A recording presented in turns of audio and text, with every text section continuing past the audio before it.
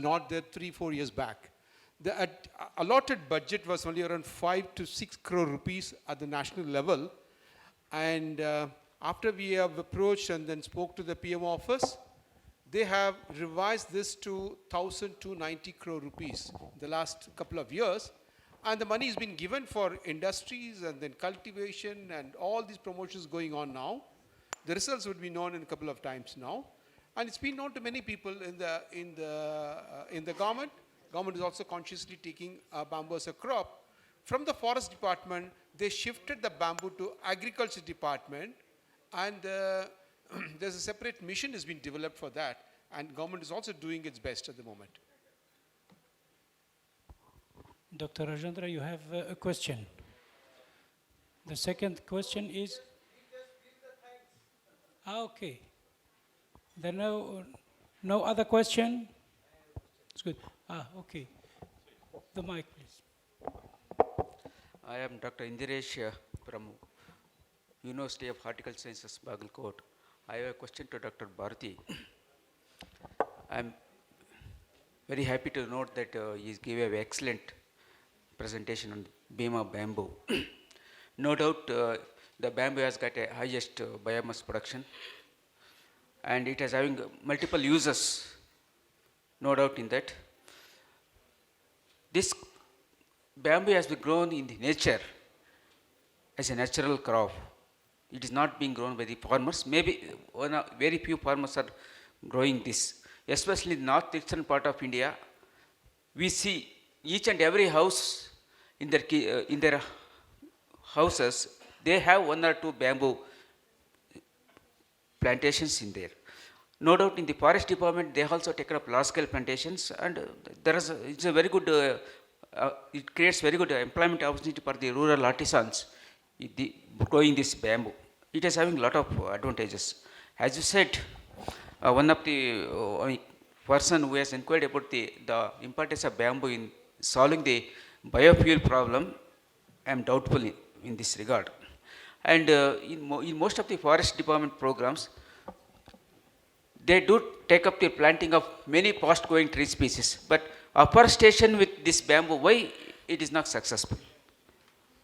I don't know, because it is very fast-growing, and as you said, it can be grown as a high-density planting. There is no doubt in that. But in the afforestation program, why the government is not promoting this in the forest areas? Sir, the simple answer is, forest does only conservation, they don't do cultivation. That's the reason they call us principal chief conservator of forest. So they just conserve. They plant, they live it. Whereas, as you said, you're also from Agriculture University, and cultivation is not yet gone into the bamboo. We do not know how much water is consumed, what is the fertilizer requirement, what is the root depth, what is the ecological balance. All these are still lagging question at the moment. And so that is the reason why it's not penetrated. But with respect to the yield, the bamboo is there everywhere, even in the northeast. The average yield there is only 3 tons per acre per year. And they are taking up the cultivation now. I'm also advisor for all the governments there, Mizoram, Meghalaya, and Assam, everywhere. I'm just advising them at the moment. They call me voluntarily. And what is happening is not getting converted into crop. Now, this is the time it's getting converted into crop with the development of technology. Like Bharat Petroleum has put up a unit which needs 1,000 ton of bamboo every day to convert into ethanol for their own requirement of 5% blending. The country is given an order for 21% blending. It's not available. So, sugarcane cannot meet the requirement. I'm a man with sugarcane with the last 30 years of experience. So, sugarcane area is 5.5 million hectares, it cannot be increased.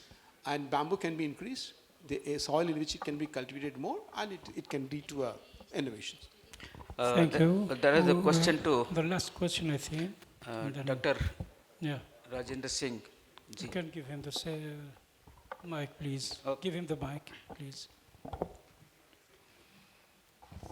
Yeah. The last question, please. And after we have the coffee break, we can discuss. No problem. I am Dr. Matthew Chandrangunnal, Director of e2c2 Whitefield. My question is to Megan Jingley.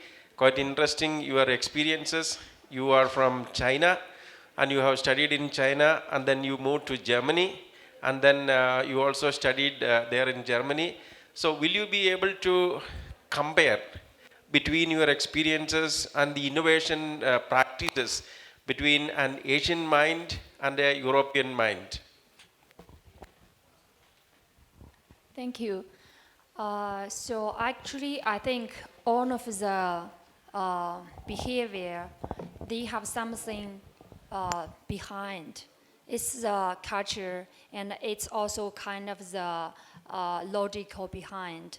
Compared European and the Asia, European people is more activity innovation. So they prefer very small area, or they just focus on some special area. And even, in Europe, there's so many very small companies. They are very focused on small innovation, maybe a generation to generation, from grandpa and to father and to child and then child. So they just follow on all of the innovation and keep it. And I think they are very focused on one thing. Compare the Asian innovation, especially in China, because the Chinese people and the Chinese culture, we are always telling people do not be different.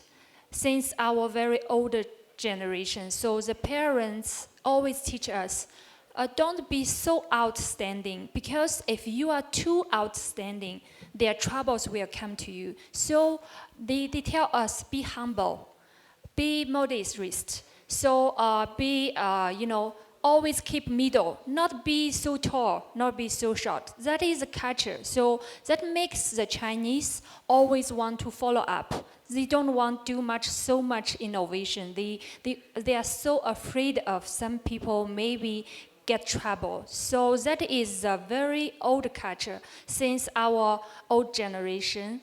But now things, the communication between countries to countries, so the people change their mind, especially for the young generation.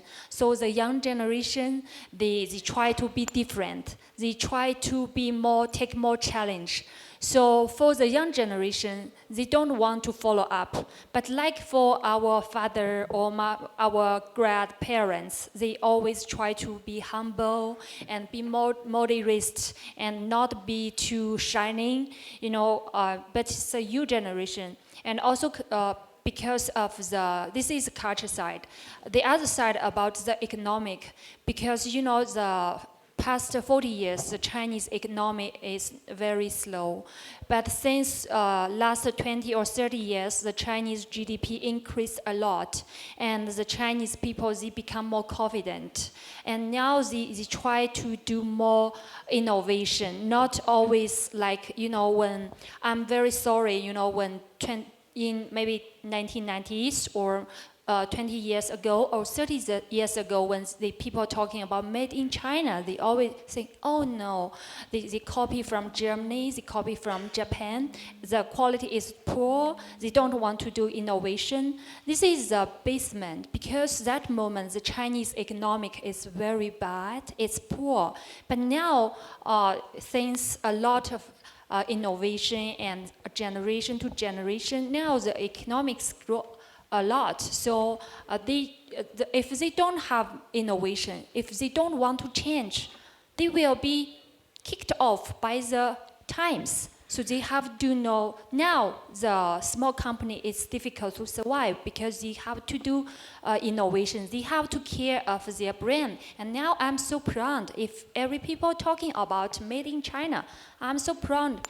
Just trust it, because now they have the reputation, they have the brand, and they have the innovation. So that is the different, I think, compared European and Asia. Thank you.